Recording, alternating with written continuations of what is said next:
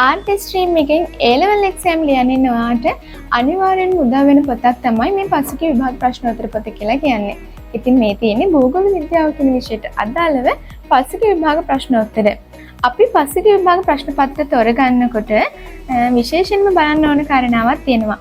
ඒ තමයි මේ වගේ පිළිතුරු සම්පාදනය කරලා තියෙන්නේ කවුද කියන එක. ඉතින් එහෙම බලනකොට මාස්ටර් ගයිඩ් ප්‍රකාශකයන් කියලා කියන්නේ ඔයාලා අතර දරුවන් අතර ජනප්‍රිය හොඳ ප්‍රකාශකයා.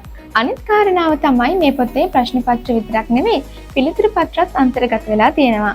ඉතින් ඒක නිසා ඔයාලා ලියන පිළිතුරු නිවැරදිද කියලා බලාගන්න ඔයාලට ඒක ලොකු උදව්වක් වෙයි. මේ පොතට අමතරව මේ විෂයට අදාළ මේ වගේ කෙටි සටහන් පොතත් අපෙන් ඕඩර් කරන්න පුළුවන්.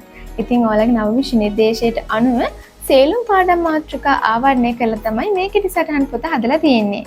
ඉතින් ඔයාලා මේ මොන විෂයෙන් A level exam එකට පෙනී හිටියත් ඔයාලා අනිවාර්යයෙන්ම ලියන්න ඕන විෂයන් දෙකක් තමයි මේ general english සහ සාමාන්‍ය පොදු පරීක්ෂණය කියලා කියන්නේ.